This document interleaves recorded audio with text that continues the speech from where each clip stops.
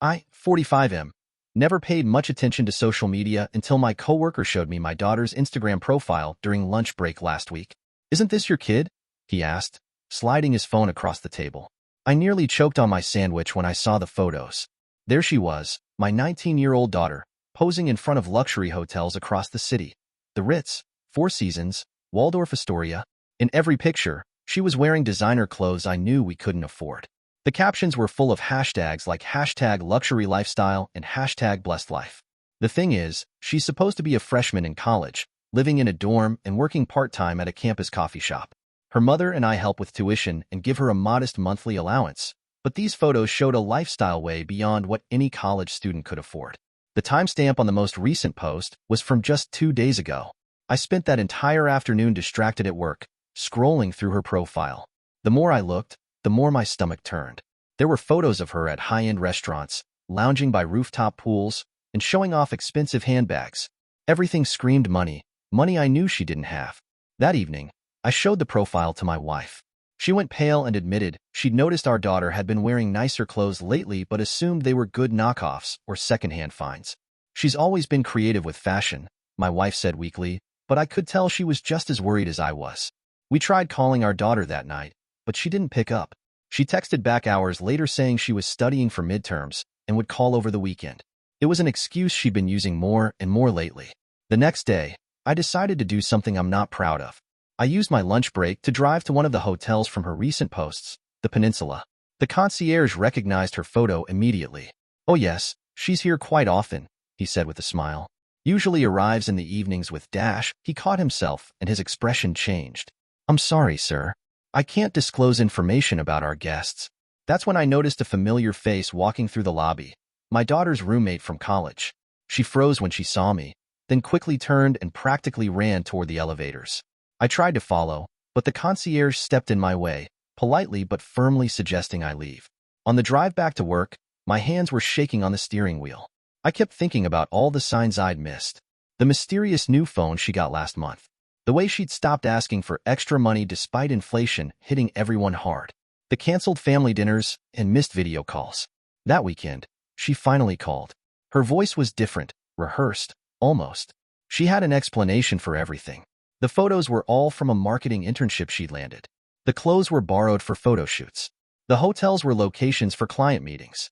It sounded perfect, reasonable even. Too perfect. I asked for her supervisor's contact information. She hesitated, then said she'd email it. 3 days later, still no email.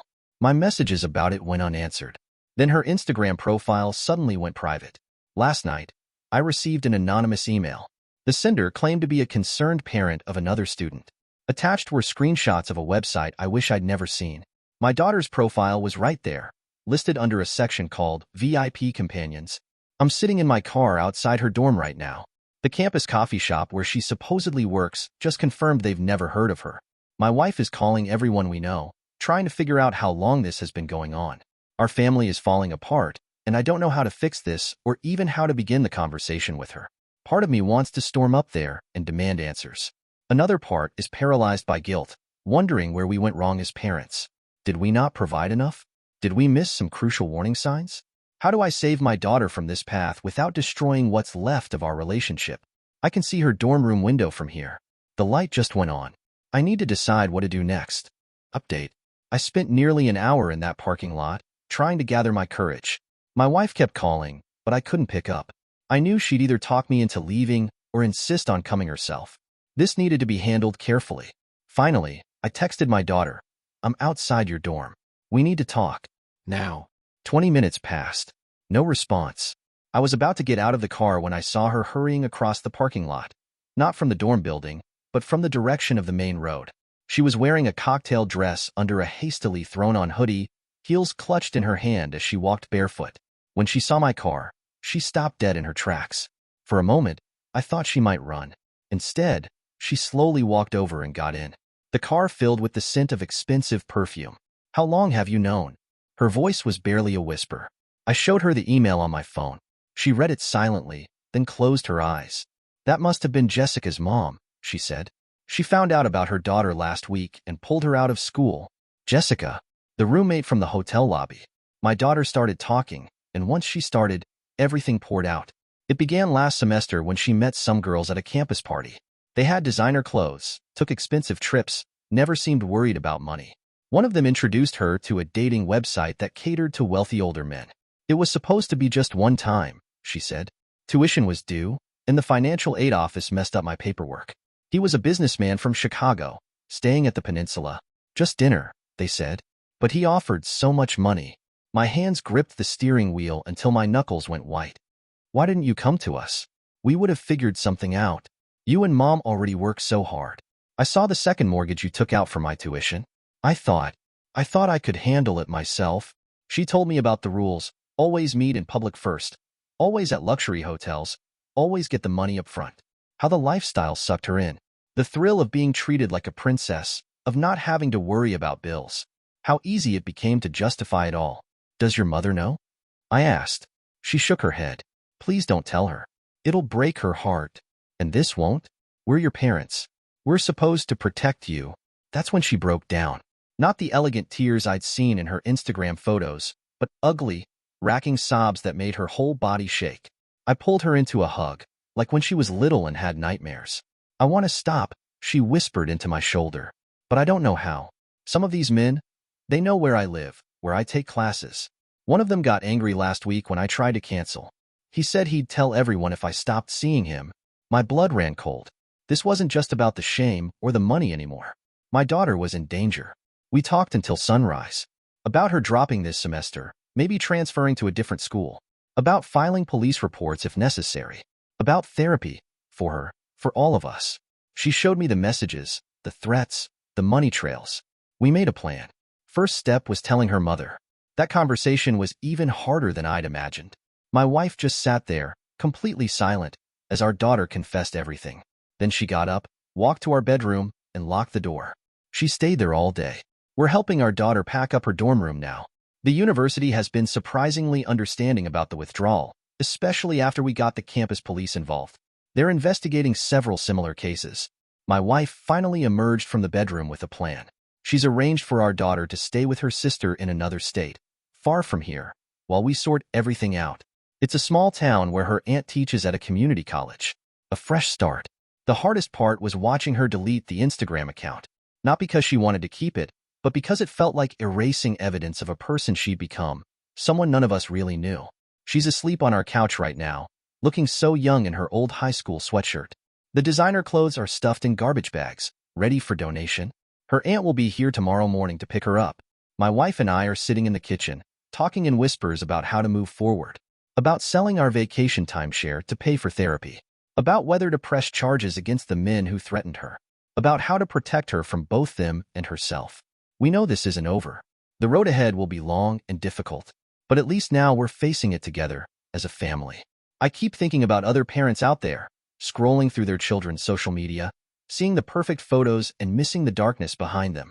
How many other daughters are trapped in this world? How many other families are one Instagram post away from discovering the truth? Tomorrow, we start the hard work of rebuilding. But tonight, I'm just grateful she's home, safe, and willing to let us help her find her way back. Final update. It's been 3 months since that night in the parking lot. A lot has changed, and I wanted to share an update for anyone going through something similar. My daughter is doing better in her aunt's town. She's enrolled in community college classes and working part-time at a local bookstore. A real job this time. I verified it myself. Her therapist says she's making progress, though there are still tough days. The legal situation turned out to be more complicated than we expected. 2 of the men were married executives who quickly agreed to settlements when their company's legal departments got involved. But one of them, the aggressive one, tried to turn it back on her with threats and blackmail. That's when Jessica's family reached out. Their daughter had kept evidence, texts, emails, bank records.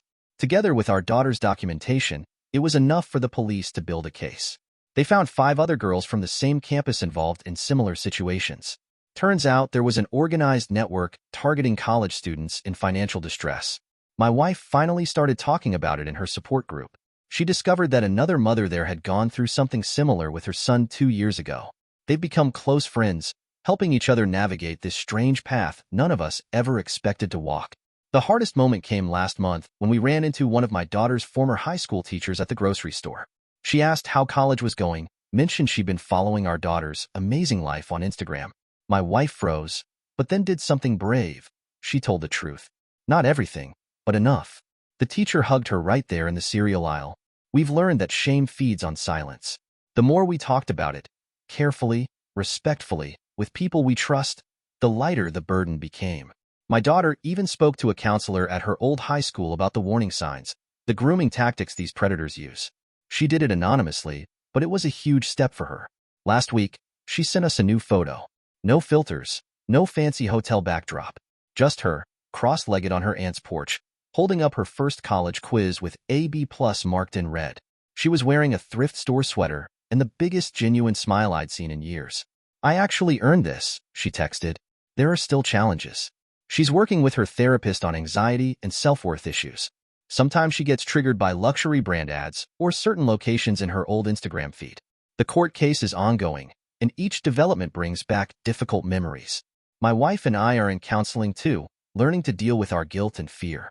We've had hard conversations about privilege, pressure, and the value we unintentionally placed on appearances. Our marriage is stronger now, but it took work to get here. The police investigation revealed something that still keeps me up at night. This is far more common than anyone wants to admit. Universities are starting to notice patterns. Students from middle-class families, high achievers, active on social media. They're perfect targets because they're used to maintaining appearances and won't ask for help until it's too late. My daughter has good days and bad days. Sometimes she calls crying, missing her old life, not the reality of it, but the fantasy version she created online. Her therapist says that's normal, that breaking free from any addiction takes time. Yesterday, she told us she wants to switch her major to social work. I want to help other girls who think they have no options, she said. It was the first time she's talked about the future with hope instead of shame. To the parents who messaged me asking for warning signs, look for sudden lifestyle changes that don't match reality. Notice if your child becomes evasive about new possessions or how they spend their time. But most importantly, keep the lines of communication open. Make sure they know they can come to you without judgment, no matter what. To those who judged our parenting, you're right. We miss things we should have seen. We're learning from those mistakes. But if sharing our story helps even one family avoid this pain, then facing your criticism is worth it. My daughter is coming home for a weekend visit soon. Not to our house, but to testify in the ongoing investigation. She's scared but determined. Someone needs to tell the truth, she said. The real truth, not the Instagram version. That's what I'm trying to do here too. Tell the truth, even when it's ugly and uncomfortable. Because behind those perfect social media posts, there are real people fighting real battles. And sometimes, they're closer to home than we ever imagine. We're taking it one day at a time. Some days that's all you can do. Thank you for watching. If you enjoyed this story, please hit that subscribe button. Don't forget to give it a thumbs up and share it with friends or family who might enjoy it too. Your support means a lot.